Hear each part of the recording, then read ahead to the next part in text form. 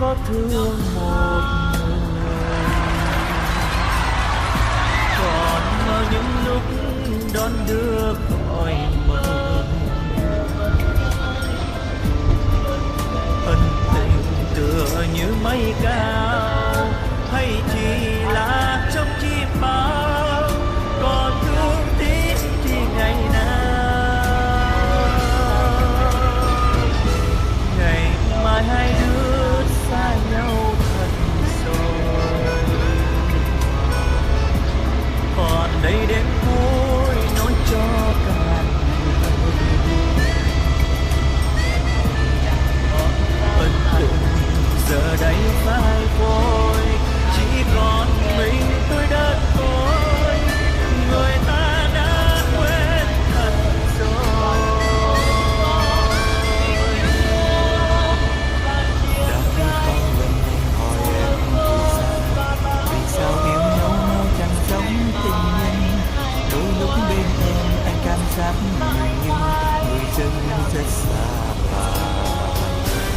Cũng đã nhiều lần em trả lời cùng anh rằng em yêu anh yêu nhiều lắm người ơi.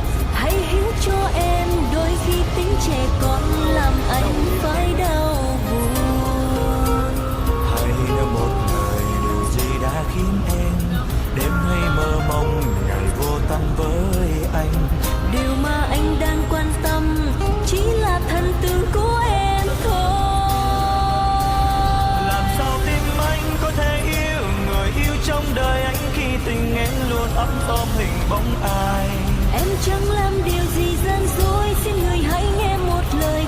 Thần tượng làm sao có thể yêu như người yêu trong mộng như chính anh đây. Vì sao yêu nhau bên đời anh mà tim em lại để cho tình anh luôn đứng sau một đứa kia. Em đang vô tình chẳng hay biết em làm tổn thương cuộc tình. Người ơi em nhận lỗi cùng anh, xin đừng mang giận hờn em đã hiểu ra.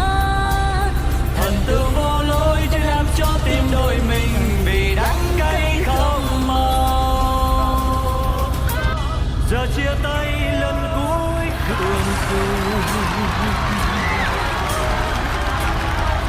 mà nghe tim đớn đau dạ rời. Tựa như một giấc mơ trong đời, sao còn vương vẫn nghẹn lời. Trời ơi ai thấu chẳng lòng tôi. Đường em đi lùa gắm vất đường tôi đi phong ba bụi trần. Tìm đâu một lối cho đôi mình, thôi đành chấp nhận bẽ bàng. Nhìn nàng nuốt lệ mà đi, nuốt lệ mà đi người ơi. Vì tình yêu không mua bằng lời nói, tình yêu không xây bằng trái tim chân thành. Và tình yêu không phải như thơ một túp lều tránh đôi quả tim mơ. Giờ ta say rượu đắng hay rượu tình, mà đôi chân không muốn xa rời người. Bình minh vừa hé bên chân trời, giờ tôi nuốt lệ nghẹn ngào, gượng cười vẫy chào biệt ly.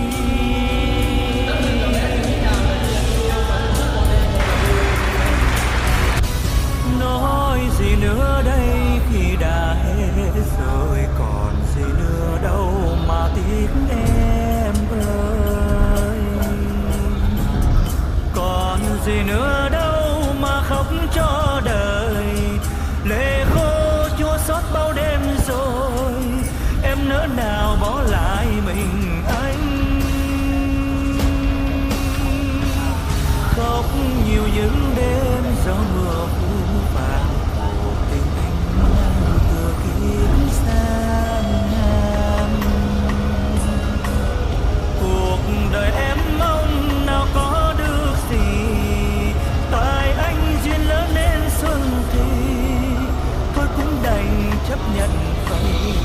côi.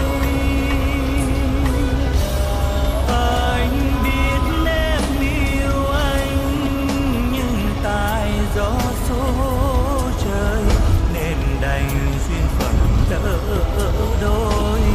Ngày mai em đã đi rồi, để tình mình tan theo rất mong, để lòng mình muôn vạn lần khóc. Chứ tình cũng như nước trôi qua cầu, cuộc tình từ kiếp đêm đông. Mình còn yêu nhau thì nhớ cho rằng, dù em có bước đi âm thầm, em vẫn là linh hồn của anh. Còn lại một đêm thôi rồi mai ta từ tàn. Bản thân mến ơi, mai đôi đường xa biệt từ đây, để giấc mai này mỗi người một nơi. Tôi rời phố thì xa quê nhà, cách biệt như sơn thề. Còn lại gì anh ơi, giờ đi với cạn rồi. Còn giây phút thôi chẳng khuya tàn xa biệt từ đây. Rượu đắng men nồng nghe như mặn bờ môi, như dâng ngàn nỗi buồn ta cố vui, lệ vẫn tuôn dòng. Lời cuối bạn ơi, mình trao lời tâm tình, gửi bao lời tâm sự trong quãng đời như gió đi qua. Tình bạn đôi ta luôn có nhau trong đời, luôn sợ chia vui buồn, những mặn lòng cây đắng gian nan.